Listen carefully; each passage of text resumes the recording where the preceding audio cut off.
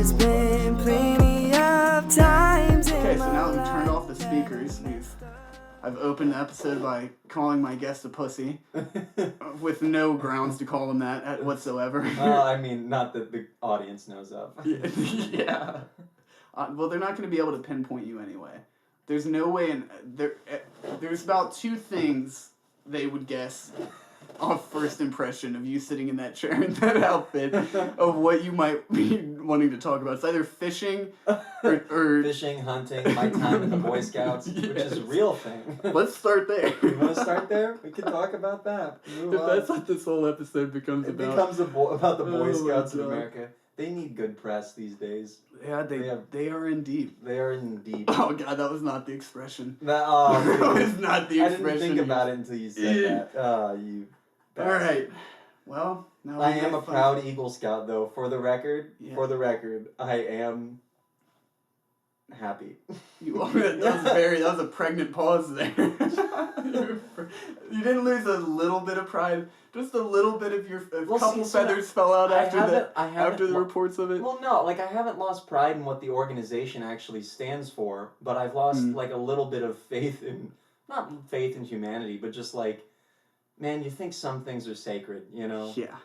But honestly, like, and not to like, you know, bash any like religious beliefs or organizations or anything, but it's like even the things that you think would be above that aren't, because they're still run by people, and people are capable of bad things. Yeah, with priesthood though, it's honestly like especially with the Catholic Church, like being forced to marry the church, you know, that being a part of that's the a thing. system, and that makes a little more sense to me. I mean, not in the sense ethically, it doesn't make any sense. No, but like how that could happen. Exactly, like I think. I don't know. I don't think it's good to completely bottle up your sexual energy, and I think you don't. That's why you don't see these things in a lot of other Christian sects. Is like the whether it's a pastor or a minister or whatever. You don't. There's not astronomical numbers of children being abused, but that's it seemed more baffling but I mean I guess it's really not, because I mean, obviously, like you said, it's what's crazy about it is you think it's one of the it should and has been thought to be one of the safest and respected like communities to grow up in as a kid. And I can speak only from my own experience. Mm-hmm. My experience is what it should have been. Yeah, like I didn't good. experience any of that. So is mine in the Catholic Church. So then that's the thing. Like at least in that regard, bad things happen. Like let's say.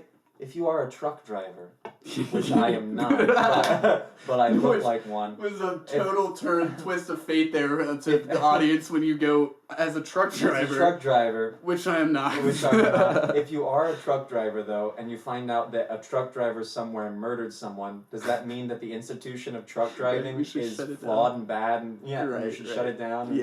No. Right. No. Yes, is what correct. You should not shut it down. We're on the same page. Like it's but I guess it does kind of make. I don't know how the hell this is our opening topic. Yeah, this is not what we're sticking on. Not what this is. How many different institutions can we pick out that have molested children? Man, we really are just riffing today. Yeah, I guess so. Well, that's the thing. This is what happens when you've been talking for an hour before recording. I know. Is this you start on? How do we segue into the real conversation now? There was. Well, first of all, now that we're 10 minutes in, my guest today is Nick Martin. Oh yes. Hey. Fuck it. Who cares? Do we really need well, you're an actor. I do want to mention. I would like to be introduced, Joey. Yeah. Not even necessarily for your name, because that will be on all of the tagged things. Oh, great. That will be clear before people even listen to my that name episode. out there. Bright lights. Yes. On the marquee. Yes, exactly. We'll just change the logo to. Just says my Nick Martin. Just says Nick Martin. No picture. Nick Wide Open. Nick. I don't know. We'll see. Anyways. 1 week will be Ass Cheeks Wide Open. Welcome back to. I really just want to do that so I can say welcome back to Ass Cheeks Wide Open. And you just lost 10 of your viewers. If this were a Instagram Live, that many people would have just dropped off. I feel like eventually when we do get on to the part of the conversation that this is really going to be about, and then you title the episode off of that, but then the episode starts with all this stuff about Boy Scouts and the Catholic Church, people will riot. They're gonna be like, wait a minute, this is a lie. This is not what I came for. There was no trigger warning on this whatsoever. I was not ready. Oh god. Oh no. But you know what? Fuck it. I'm glad this is where we are. This We're is your floating podcast. we're floating in the chaos We're right now. floating like in space. In space. Float. We were just talking about nihilism before this too. We were so talking about nihilism. Yeah. Is that the direction? Well, I feel like I'm qualified to talk about nihilism because I'm not a nihilist. well, that's. I think the idea that you're not qualified to talk about things because you haven't studied them as much as an expert is kind of a flawed way of thinking, in my opinion. I do understand it. I think it's a good idea. I mean, as far as like who should have, I guess, the most respected and valued voice in the game, like those experts are vital for that. Yeah, but for sure. I think for it to be something that I think when more people like are involved with it and are confident enough to talk about it, because everybody, I think that's Monty and I kind of talked about this in a couple episodes ago about starting to create icons out of people just because they know more than you, being not necessarily helping you as an individual as much to be confident in the things that you do know, even if you know less. Yeah, It still can be. You can still have very profound thoughts, even as a I mean, if general people person. if people didn't want to hear me talk about the things that I'm passionate about just because I don't have a degree in it, that would suck. That would suck. That would be weird to only be able to be talking about, like, even in your like close relationships, if you tried to bring something up outside of what you're professional at, and they're just like, what are you doing? No, I'm not interested. Yeah, your opinions are invalid. Yeah. You don't even have an associate's degree. Yeah. Yeah. But I think I don't know. I'm hesitant to just go straight into science because that's what everyone's expecting. I don't want to just Everyone. The Millions of people at home.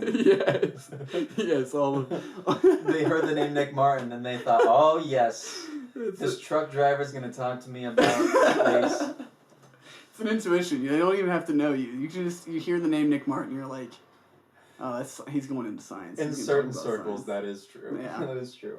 Yeah, for those of you who don't know me, I'm that guy. Yeah.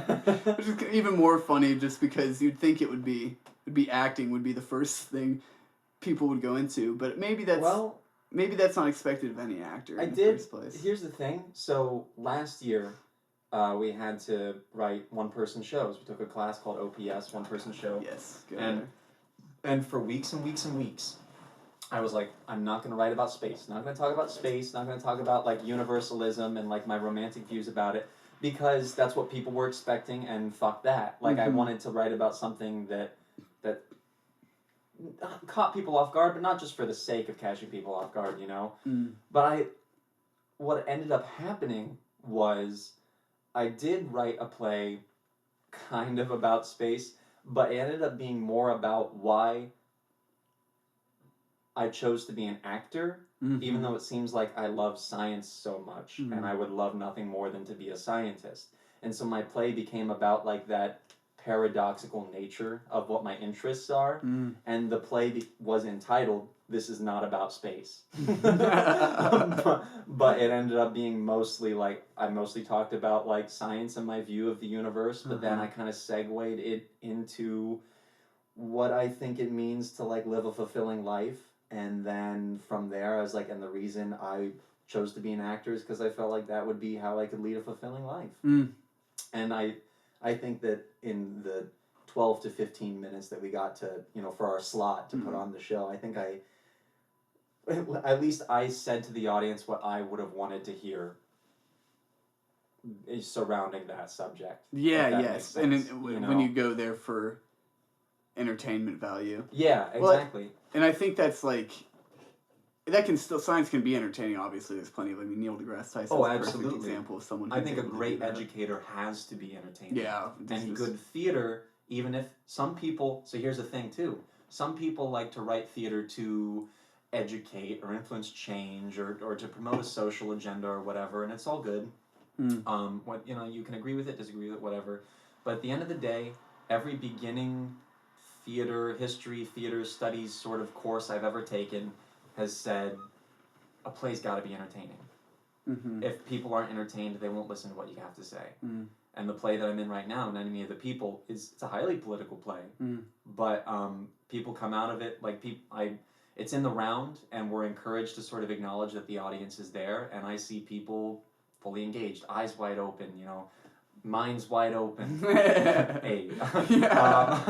And like, you got to entertain first. Yeah. If you can entertain someone first, then you can stimulate thought in whatever subject you want to. It's a perfect formula for overcoming preachiness, honestly. I need to keep that. And it is like, I mean, it kind of sounds, it is more simple than it is to, in theory, than it is to pull off. I mean, for sure. Obviously, I mean, entertaining and that's a lot of what our classes as an actor are about, too, are about how do you engage the audience. It's not about what you're feeling, it's about what they're feeling. Because a lot of actors feel like, and this, I'm getting to my opinions about actors. Yeah. Oh no. But a lot of actors feel like they really need to feel the emotion or whatever, in order to give a convincing performance. And sometimes that may be true, sometimes not. But at the end of the day, if you ask me, and this is just my opinion, I'm not saying this is a general rule, but I feel like it just matters so much more what your audience is feeling than what you are feeling. I should have silenced my phone before. Yeah, dude, that's it. It's a wrap. I'm a rude guest. Yeah, dude, you're never coming back on. I'll never get my sketch. Yeah. We'll get half of it. We'll get it drawn up but never colored in. It really sucks too, because you were on a great tangent there, honestly, and it was, and now I just have to cut you off and not let you go further. Right. You've disrespected me. Well, this episode has been about Boy Scouts of America, truck drivers, acting, space. Yeah, and oh god. What haven't we Just touched? a sprinkle of acting and space in there. No, dude, that's really cool. That's interesting, because I would honestly. I think that's good. I haven't had any education in acting, obviously, as you know, but as you also know, I do enjoy it a lot. And I think that's, although I know that's always the goal of a movie, I feel like I'm pretty good at working towards that of like, what is this conveying and how is it going to affect people? Is it going to affect them in the way that I was intending to? Yeah. And it's not always going to 100%. There's no way of telling. That's the beauty of art in a sense too, is you put it out there and it becomes something entirely different. It has effects you didn't know it ever would have. Yeah. But I think for the large part, for people to be convinced that the artists in working on the project are in control of the narrative itself, is you have to be convincing that you're still in the driver's seat and give enough. Somebody I think I talked about this recently. It was Jordan Peele, yeah. He says that you have to give just enough in a show to convince people that you know what you're doing and know where it's going, even though they don't know where it's. But also convince them that they don't, or make them feel like they don't know where it's going, so it's not too predictable. Yeah. But I feel like that's something I should probably apply, because I'm usually with acting, because whenever I'm doing it, I am more concerned with being natural, especially with film acting, is just not overdoing it and just kind of like seeming like a normal person in everyday life that was in this situation itself. But then the second thing is just feeling it. I don't feel like I'm often ever even thinking about people watching it as much as I am just thinking about the situation itself. But you can't lose sight of that, and I mean you can, and I think still be convincing that you're like doing the thing, but I don't think it gives you as much leeway or control as an actor, unless you do have that mindset of like remembering that you're entertaining someone. Ian McKellen's great at it. There's a Nerdwriter video that talks about how Ian McKellen acts with his eyes, and it like it's just all Lord of the Rings footage, and it's all about how when he's as Gandalf, how self-aware he is of how he's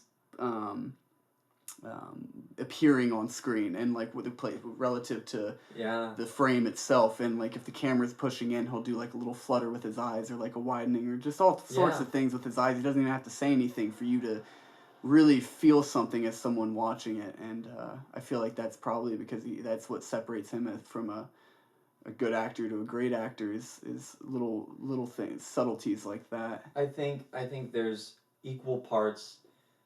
Because there's this like dichotomy to acting. There's this like the the natural, like, inherent ability, skill, the thing that you bring to the table that you have, you know what I mean?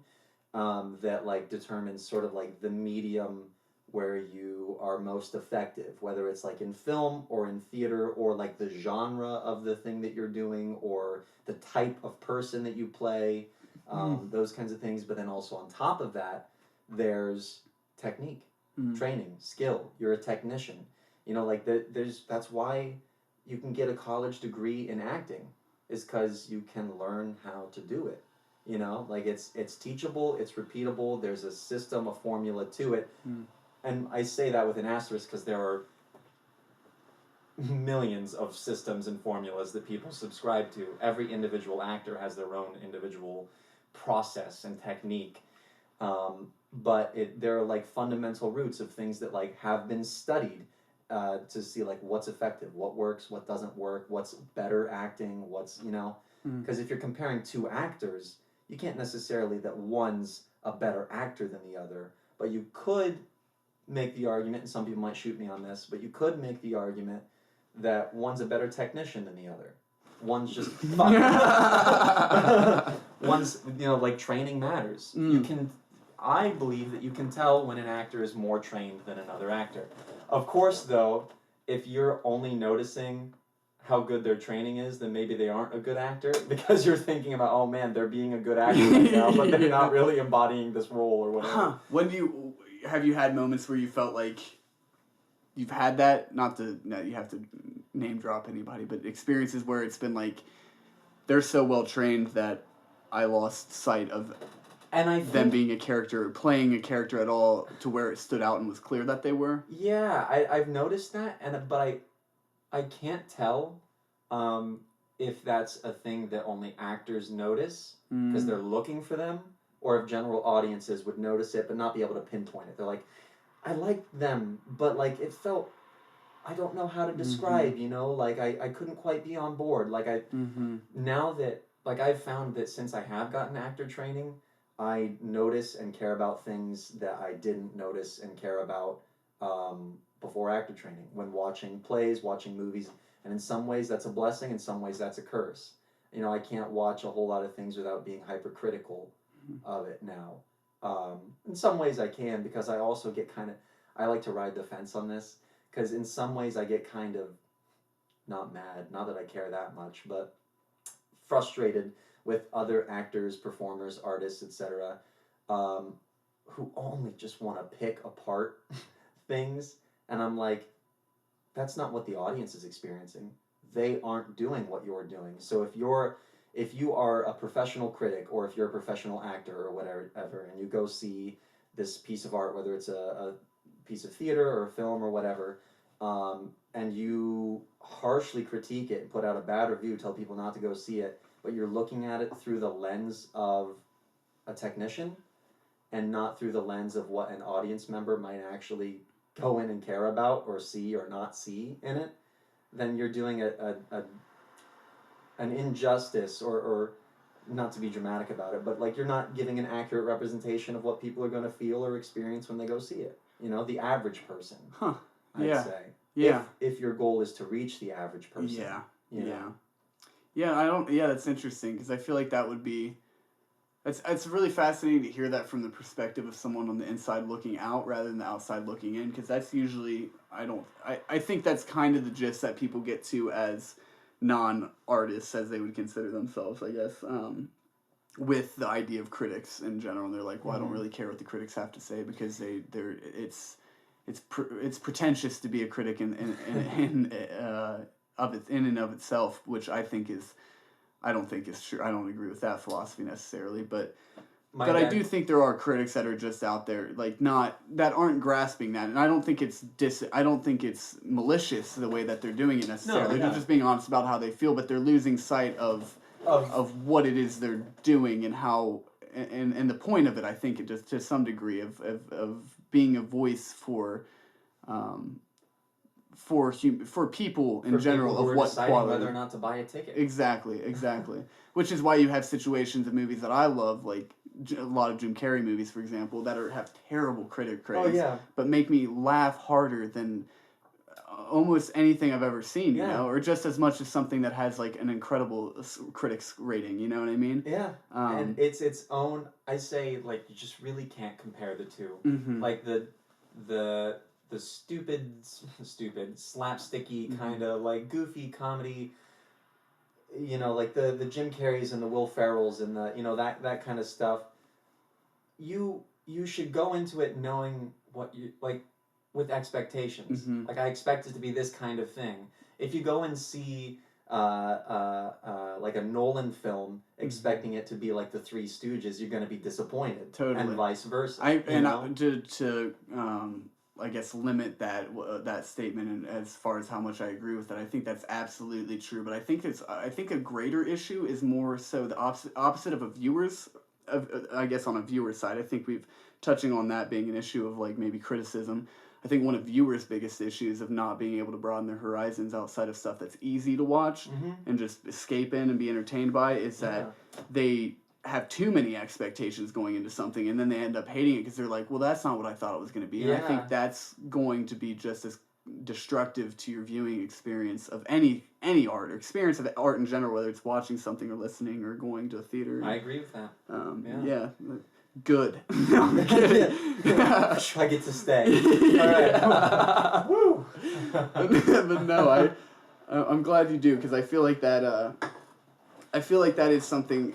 I think there are issues on both sides, which is funny we found ourselves at this point in the conversation that's gone to this. But I think it does. Well, and at some point, you have to like reach the level of is it constructive anymore to talk about it? Like if something is so subjective, at what level does it stop being constructive to talk about how people should or shouldn't feel or what people should or shouldn't think about? Right, because then you start to lean the way of the critic to where you're trying to criticize something that's beyond yourself and you're acting as though it's not.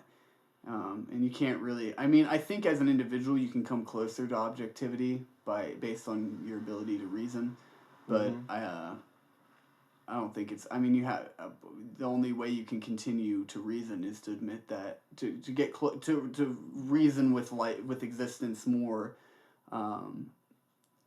thoroughly is to admit that you're limited by your subjectivity. Yeah. And I think that often does become an issue of like in those circumstances. I do largely agree with like critics because they're usually more open-minded in what they're willing to digest, and they're much more committed than your average person, but I don't think it is fair to it's not fair to make such, especially when comparing two things to each other. If you're comparing one thing to everything and like the grand scheme of it all, that's a little different, but to go like this actor is better than that actor, or that writer is better than this writer, unless they're working in very, very similar fields, then it becomes like completely pointless to even try to do. And even at some level, even if they are similar, it's still kind of pointless to do. But like you were saying, as far as expectations, I think you should have an expectation for everything that whatever it's trying to be should be consistent. Yes. And that's when it would work. And that's when it can work. Like Dumb and Dumber isn't a profound movie in the sense of what it's saying about life, but it is profound in its ability to make you like laugh, and it's so hard that you're pushed to tears, and if it can do that 20 years after it's made, that's pretty magnificent in my book. I don't it's not the fucking Godfather, but it's not supposed to be. It's not trying to be. It's not trying to be, but here's the thing too, there's a formula to that too. Mm-hmm. Like there's like a way to do comedy, just like there's a way to do drama, there's a way to do high art, there's a way to do low art, and I don't mean high art's better than low art, because like one of the things you learn is like there's high comedy, low comedy, high brow, low brow, that kind of stuff. It doesn't mean one is better or more, I guess, more sophisticated in the traditional sense, sure, but it's two different ways of going about evoking responses out of people. Yeah. And that's it to me. Like I will go no further in comparing the two forms of art than that. Because once you start comparing, again, I don't know, high high intellectual art and theater and films and like things that are just like mind-fucky crazy compared to something that you can just leave your mind at the door and just like sit back and watch I don't know, physical slapstick goofy comedy. I think once you start comparing them too deeply, it's just, what's the point? You're running in circles. You're not going to convince someone of your point of view if they disagree with you at that point. Yeah, with something like that, yeah, especially because it's not like they disagree with you out of a lack of understanding the true nature of what's going on. It's just it's purely subjective. It's a taste thing. And not to hard segue here, but that goes into like something that we talked about earlier, off camera, off mic, is I completely lost my train of thought just now. You're good, dude. That happens to me so many times. What were we just talking about? What did you just say? You said something, and I had something so brilliant to say. It's so funny because I always remember exactly what it was that I said until someone says, "What did you just say?" And I'm like, I guess, wait a minute, it just evaporated. But we were talking about, the point where like you can't, the point where, like you know more about something, and like knowing more about something,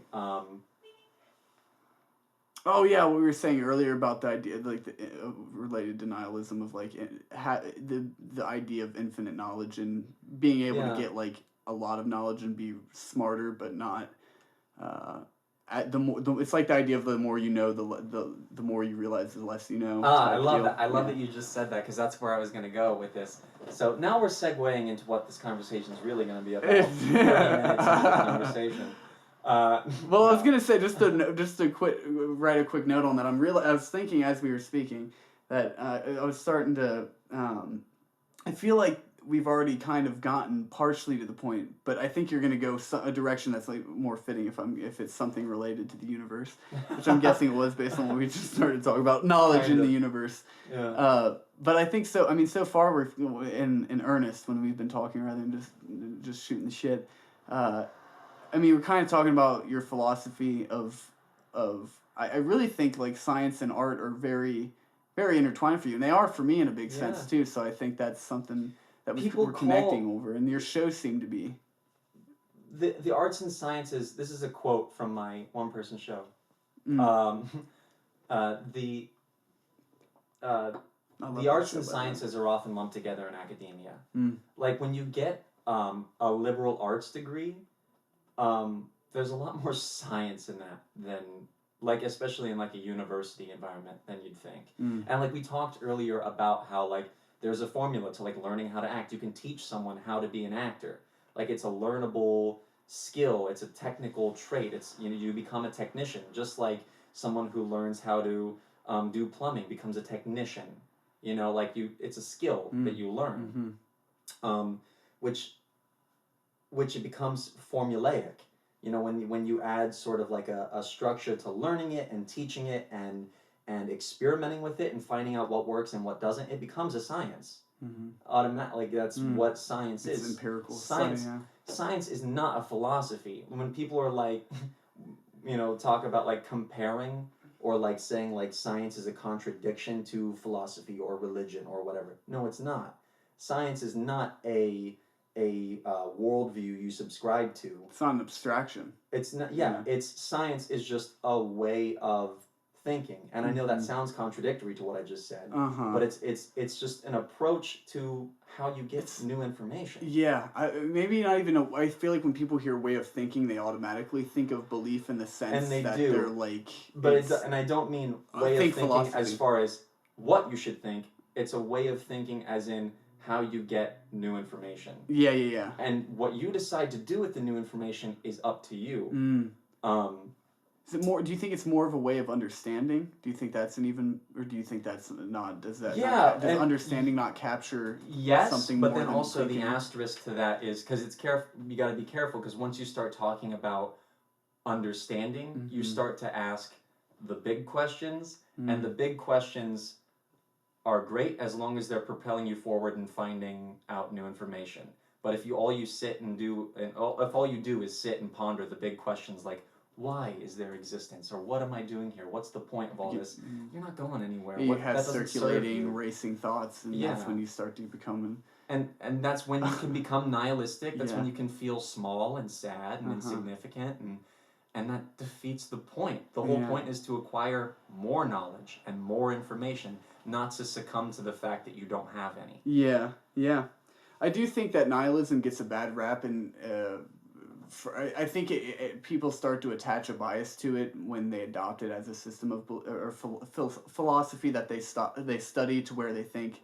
This is a paper I actually wrote arguing this sometime in film school. I think it was about Breathless, the Jean-Luc Godard movie, and it kind of the movie itself, as I describe it, kind of discusses pessimistic nihilism, and I tend to think of nihilism. I don't consider myself a nihilist because I think it's just as arguable that the world has inherent meaning, not necessarily attached to a specific deity from a specific religion, but that there is inherent meaning by its arguable existence itself, just as much as there is that there's no inherent meaning.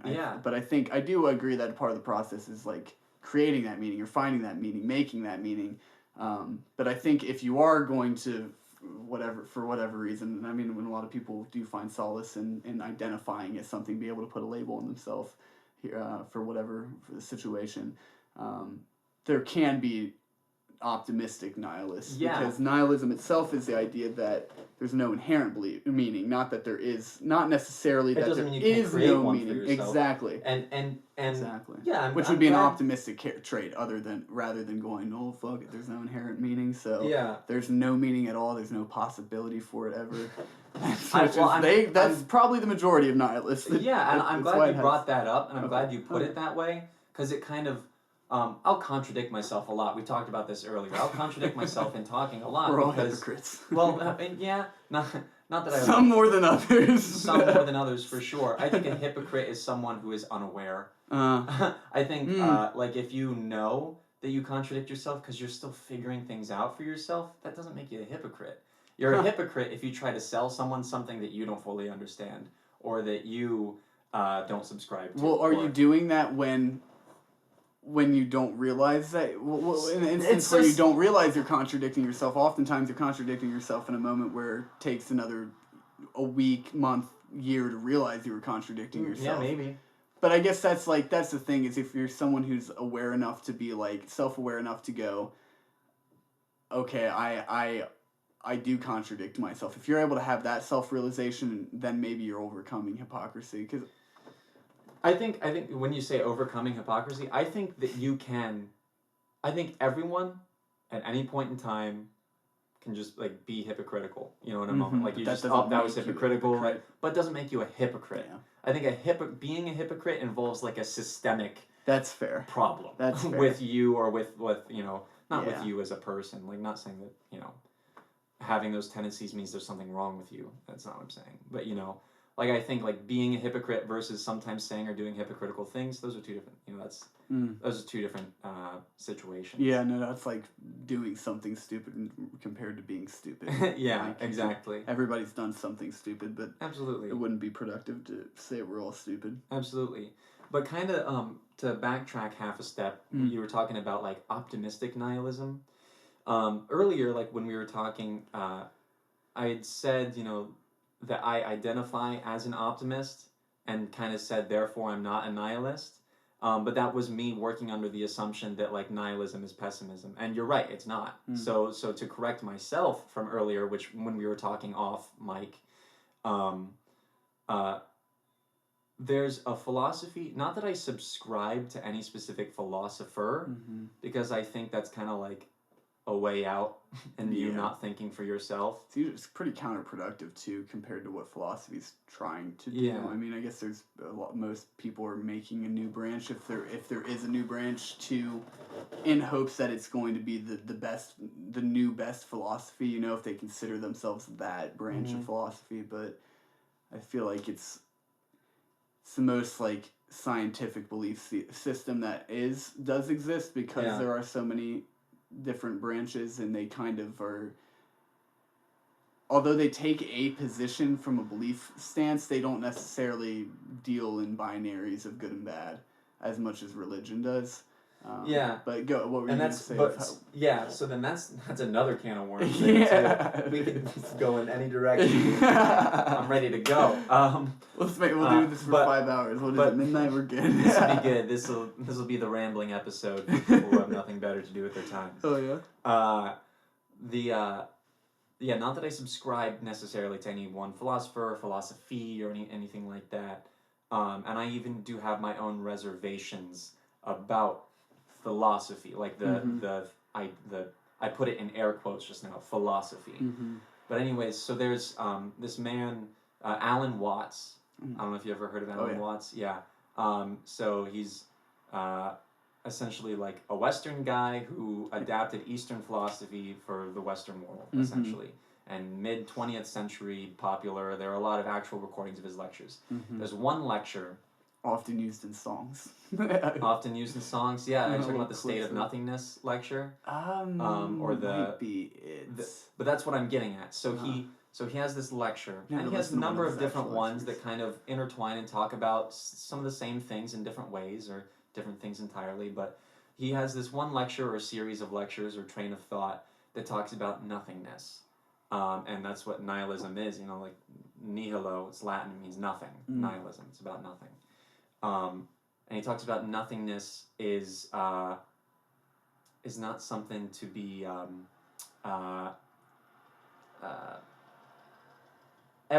essentially what he says is like everything comes from nothing. Like you can't have something without nothing. And that sounds very like basic, like, oh wow, second grade philosophy. But like it's sometimes it's good to go back to the basics. Yeah, the most simple things are often the most profound because they have so much context to them. And if it's easy for people to jump onto and understand, then maybe there might be some sort of inherent truth about it, or at least a relatability that just makes it impactful. And so, and not to get too deep into Wattsian philosophy or anything, but like this idea of like everything comes from nothing, and so like if the opposite of well, I could really go into this. I'm actually like really trying not to go hard into this. It's hard not to get overwhelmed when you talk about these sort of things. It is. At any moment of pause, you start to realize there's like so many infinite directions you could go. Yeah, and it's me getting ahead of myself. Yeah, dude. Which is stop. I know. I was told to do this. Stop. Yeah, but essentially, before I go in too deep, I'll just kind of repeat what I said, which is you can't have something without nothing. You can't have essentially, to make it oversimplified, you can't have life without death. You can't have consciousness without lack of it. Yeah. Thanks. Unconsciousness. Thanks, cameraman. Yeah. Thanks, cameraman. Grayson, cameraman Edwards. Yeah. Yeah. And so therefore, be appreciative of nothingness. And as Watts would say, it's the most wonderful nothing. Yeah, dude. Oh. But I highly encourage. That might be my new favorite Watts quote, honestly. I was about to mention my favorite that I've ever What's your favorite Watts quote? Is to find oneself is like biting one's teeth. To try and find oneself is like biting your own teeth. I think that's what it is. Yeah. That's great. Isn't it? That's great. It's just this process. I mean, it doesn't. I'm not even to break that down. No, it really is like it puts it. You really. It's like how it'd be like explaining the joke. Yeah. No, it makes it says it right there. One last thing about Watts, because why not? If we're talking about his quotes, he has. Well, we are. We are. He has this really great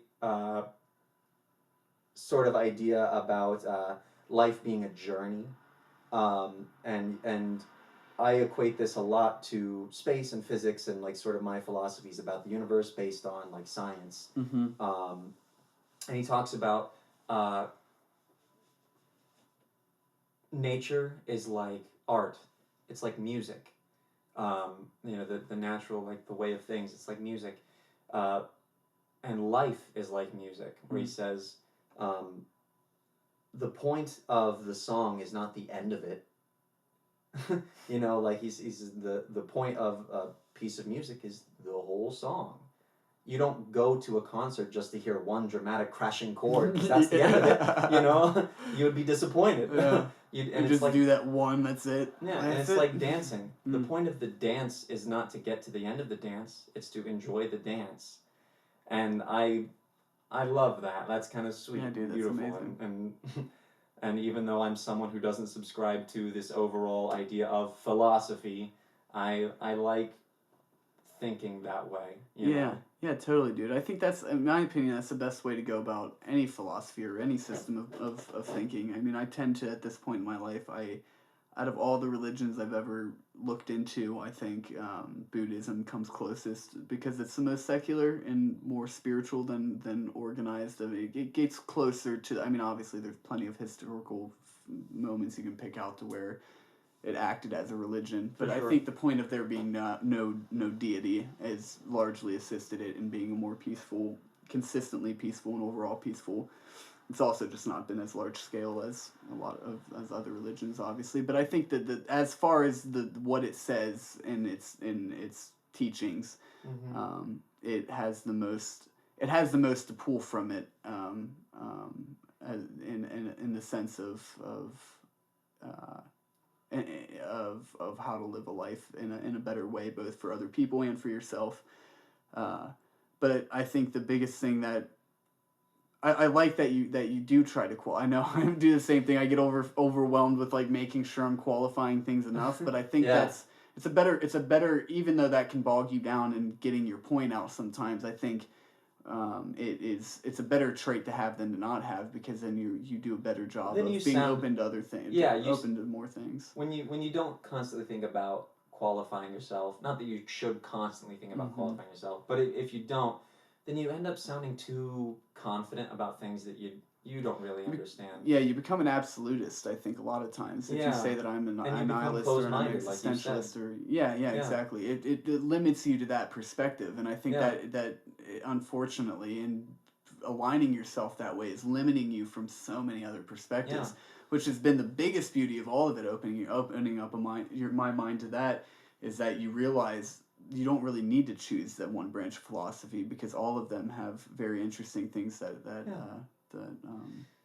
are involved, or there have been interesting thinkers that have aligned themselves with them. But Do you know what the Dunning-Kruger effect is? huh. So there's probably some viewer out there who will tell me, like, that's not exactly what it says. But essentially, what the Dunning-Kruger effect is, in essence, in my bastardization of the quote or whatever, is the more you learn about something, the more you know about something, the less inclined you are to proclaim yourself an expert. So there are people who like take one college class about I don't know, physics or whatever, and then think they're a physicist. And they're like, I know all this shit. And then you talk to like Dr. Neil deGrasse Tyson, for example, or even like Stephen Hawking, rest in peace, and ask them like, you know, you must know a lot about the universe or whatever, and they'd be like, I don't know anything. Because like Neil deGrasse Tyson himself would say, like, science is the frontier of knowledge. Scientists stand on the line between what is known and unknown, and if you look back on what is known, you can kind of see all the way back to the beginning. But if you look forward into what is unknown, you see no end. And so if you are standing on that line, you'll see that. If you're standing back in this pool of knowledge that you're somewhere along the way, and you know you're not necessarily on the frontier, but you've taken that one college class and all of a sudden think you're the expert, you're less inclined to notice that you don't know what you don't know. Yeah.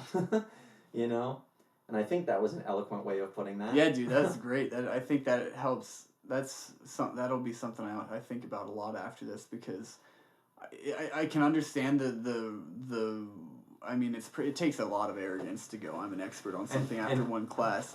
But oftentimes people can come across that way without even saying they're an expert. I think sometimes, to like someone listening to us right now, for example, to talk about religion, philosophy, all these things that we're not experts on, they may be like, well, these guys seem pretentious, acting like they do know something. But I think that's what's important, is if you can have an active interest in these things and keep going, but you have to be able to, you have to respect it enough as they do, that after that much experience, you go, I know some things. I know more than I did before, but that still is like nothing Yeah. compared to what there could Exactly. to possibly be known. And that's the thing too. So another way of putting it, this Dunning-Kruger effect is, if you know a lot about something, you'll kind of speak less confidently about it. Like I always, and this could be a bad trait of mine, I don't know, but I always get a little wary when someone speaks to me a little too confidently about something. Mm-hmm. You know what I mean? And when I say too confidently, I mean to the point where I think, wow, they maybe don't know what they're talking about. Or maybe they have this great idea formed on one set of information, but they haven't thought about another set of information. And they're speaking so confidently about it. Here's what's dangerous though. People tend to gravitate toward the confident speakers because they're the ones who seem like they know what they're talking about. And so you have to strike that balance of like, how do I let people know that I know more than the other guy without seeming cocky about it, or without seeming overconfident about it, and also not tricking myself into thinking that I know more than I really know. Yeah. Because then you're depriving yourself of the possibility of learning more. You know? Because you're no longer on the frontier. Yeah. You're no longer on that cutting edge. Yeah, dude. That's crazy. And that's we could, and then that's a jumping point where we could either continue to talk about science or we could talk about politics. Oh god. And I feel like Don't I feel like tempt not one a of them- desperate man. we started talking about the Boy Scouts of America, and now we're here. So Yeah, and now we've come to this. that's the thing. We did make our way back to religion somehow. We did make our way back to religion, but that's the thing. So here's the thing too. I had this really great math teacher in high school. You've told me about him before. Did I really? I think so. It's funny how much he actually impacted my life. But I thought I was really good at math for a long time. I was in a public school system that I was like one of the accelerated advanced, students or whatever. But then I got to this private school. I'm not saying if you're in a public school, I'm not saying you had a bad education or whatever. I'm just saying in my experience, I didn't realize I had a lackluster education until I got to this school that kicked my ass and showed me that I was bad at math. And for the first couple years, like I thought I was king shit of fuck mountain and could do geometry like a bitch. In a good way. You'll love this. The return of this quote. You were my ass is king, man. My ass is king. Oh my god, that's a throwback. But go ahead. Sorry. But anyway, so what I'm saying is I got proven wrong, and like I didn't really know what I was doing, and it got to the point where I was just way in over my head, and I opted to take this remedial sort of math class, and it gave me the opportunity to work with this teacher who I'd never learned from before, and thank God I did, because he told me, he said, okay, you're approaching all of it wrong. He's like, you gotta look for the similarities. In math, and I'm using this as a trite, arbitrary example, but in math, he's like, things are more similar than they are different. Find where problems are the same to other problems, or where solutions are the same to other solutions. And you'll sort of narrow your view into, and I mean in a good way, not like narrowing your view, but sort of narrowing this giant pool of information that you think you need into just logical, critical thinking skills. And that's not an exact quote, that's not exactly how he said it, but that's essentially what it led to. And I became a hell of a lot better at math. But what I'm getting at is, I think you can look at religion, philosophy, math, art, science, politics, insert any other topic, subject, whatever. And if you know more about one of those things, it can help you in applying it to the other things. And there's a naive way of going about that where you say like, where it's like, oh, all knowledge is just applicable. Like, no. Like, there are specialists and there are people who just know more and know better about certain things. But I genuinely believe, like, the reason that our conversation has been able to jump so much in all these seemingly random different topics is because there's connection. There's ways that one person might not know exactly what you're talking about, but then you put it in the lens of what they understand, and then all of a sudden, their logic is on the same page as your logic. Yeah, man. Their rationale is the same as yours. They just didn't use the same lens that you did initially. And the lens being the topic of conversation, the subject itself. So I think it is important to not that this is the point that I was getting at, but like to give people the benefit of the doubt. They might understand better than you think they understand. They just haven't thought about it in the lens that you've thought about it before. Because they don't necessarily care that much about astrophysics, or care that much about theater, or care that much about Wattsian or whatever other kinds of philosophies there are. But they do know about politics, or they do know about this, about art history, or they're a great mathematical mind, or whatever. And if you start speaking in their terms, then maybe you'll actually be on the same page. Yeah, no doubt, dude. That's absolutely true. I think that captures the essence of why I don't want to make people just come on here and talk about. That's why, like, when we were trying to figure out what to talk about. I like doing this better, even though it is seemingly random. Yeah. It's more natural because there's never been a point in this conversation where we've talked about something that we weren't both interested in. I don't feel like. And I don't feel like I've had a moment like that in the podcast yet. And I feel like that's because people don't feel like they're being forced to be one thing. You know, they're not just... And everybody has something they're passionate about oftentimes, but how much of you... I feel like it puts a certain amount of pressure, and it also limits people from being the fullness of what they are, to be like, okay, I know you're an acting major. Get on here. Tell me what you know. What do you really know about acting? What the fuck do you know about acting? You better know something because you've been doing it. And the conversation becomes one-sided. Yeah. Because you have one person who, I'll put in quotes for the mic, and saying that I'm putting in quotes, who knows what they're talking about, and then one person who, in quotes, doesn't know what they're talking about, and is like playing like the fool for the audience perspective, so that like the audience gets the answers that they want from the expert, quote unquote expert. And then you start getting questions like, "What was your process through this play? What did you feel? What did you go through? What did you do to prepare?" Yeah, I mean the sort of the cliche questions that don't really get you answers that you care about. Right. Or, yeah, I mean, like, I find that people are more than willing to talk about just freaking anything if you just like give them a chance. Yeah, dude. You know. And they're more than willing to listen too if you give them an environment to be comfortable. Both people listening and talking are willing to do that. If you give them an environment where they feel comfortable enough to be able to say anything, even in the ability to be wrong, even just express themselves genuinely, you know. And I think that makes for all the more interesting conversation. That's why you don't necessarily have to be an expert to talk about things you're interested in, but you definitely have to be closer to an expert to be. You really, I mean, that's the thing. It's like being a celebrity, or it becomes a point where it's like, if you're really that famous or you're that much of an expert, you don't have to say it. Other people are saying it for you, you know, and which can cause problems as well. But I think that's of course a lot of the people wouldn't call themselves experts, and of course people sound pretentious when they've only taken one class and they call themselves one, because it's like, how could you be? Like, it doesn't, like, why do you want to be, really, is like, I think an important question to ask too, is like, what does that even mean? And what is to be gained of that? Is it the right, do you have the right intention if that's something you're striving to be, is above people? But it is also complicated because you're also expected as a person to become a better version of yourself, you know?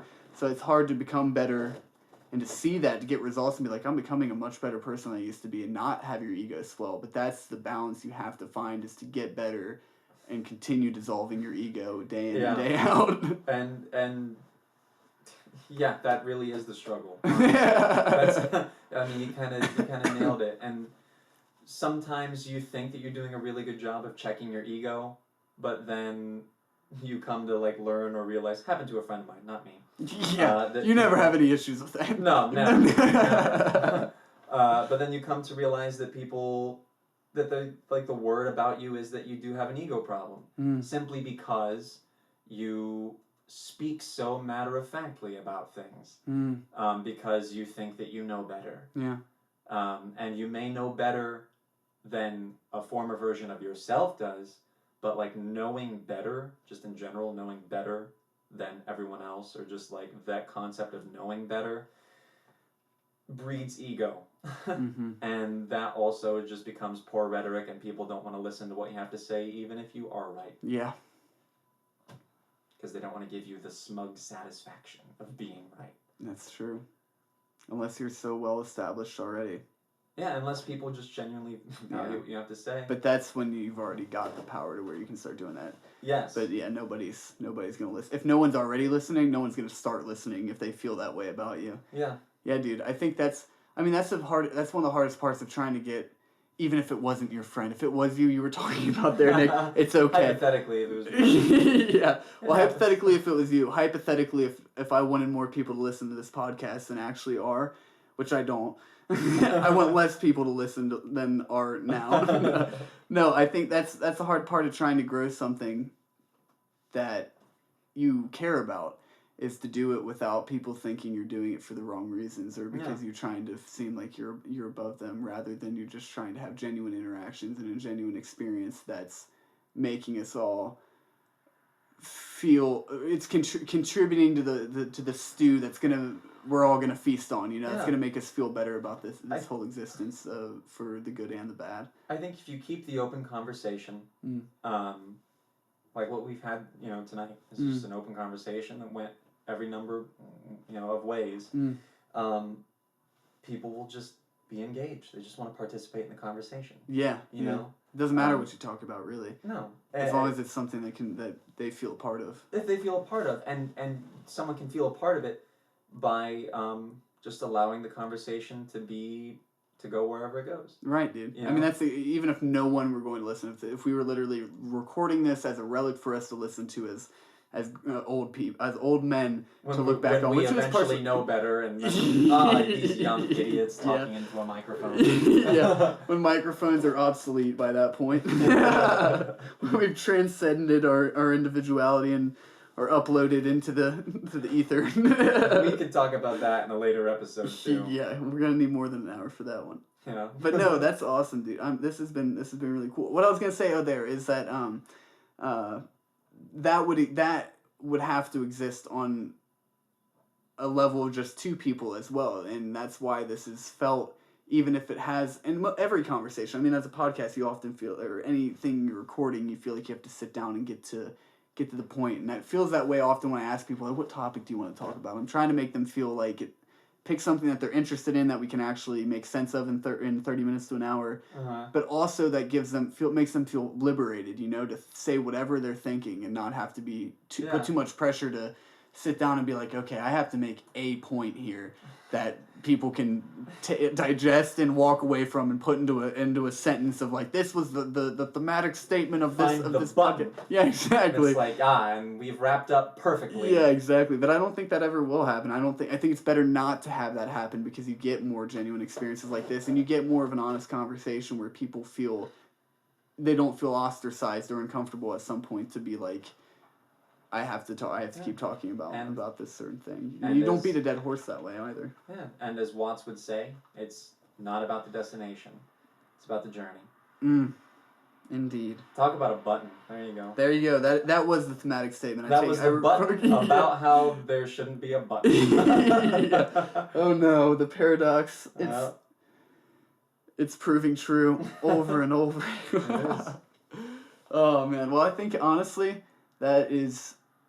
Unless you haven't, I don't even know how long we've been going. Probably about an hour. But yeah. I think that's 35 seconds and counting. Hour and 35 seconds. And I thought you were about to say an hour and 30 minutes. I was about to be like, whoa. No, we're right over an hour. All right. Nice. I want to do a longer episode sometime. We should do one. I don't know if anyone will ever listen to it, but it's just like for our own. Because there's more things I want to talk about. I mean, that's a sign of a good conversation, friendship. Listen to all the other ones. Exactly. And we can for the niche. And we can keep talking. I know you have to be up early, but we can keep talking after this if you want to hang. Yeah, sure. Or you can dip and cut it off very. Just sever the arm now. That's it. All right, we're off mic. We're not friends anymore. Yeah, we can stop pretending, and we've been acting, right? Yeah. But yeah, man, I don't know what I'm gonna title this one. But that'll be fun to pontificate. You can entitle it The Journey. The Journey. Hey, you're the first guest to try and label the episode. We'll see if it happens. You're welcome. Or not. I'm coming for your job. Yeah. We'll get your logo made. We'll unannounced it. Next week it'll just be me in that chair. You're nowhere. Yes, you should still identify. You should just claim my identity. You can steal. I'll give you my social. We can make this a whole thing. You can steal my identity. It'll be a hoot. Perfect. Well, Hell thanks, yeah, man. Thanks Absolutely. for having me Thank you so much for coming. You're one of my favorite people, Nick Martin. I'm glad you could. Appreciate that. Absolutely. Fuck you, Nick Martin. Oh, Boo, that was rude. We could have had a moment. I know. We could have had a moment, That man. was really close to being nice. Yeah, he almost felt good. I know. This isn't a good look, Grayson. You can't be the cameraman terrorizing the guests. I know editing's But no. not your thing. We can edit that part. No, man, I upload these raw. Actually, no, there is. I do cut things. If there's anything you want to cut, let me know. Okay. Any of the Boy Scout stuff. If you feel like that was in poor taste. As some of it might be, I don't know. We'll Yeah. see. Well, Yeah, I mean, some of this end stuff we can cut out. no. No. Nope. This, like this rambling. I feel like there was a button 5 minutes ago, and the audience is like, please stop. I feel like we can.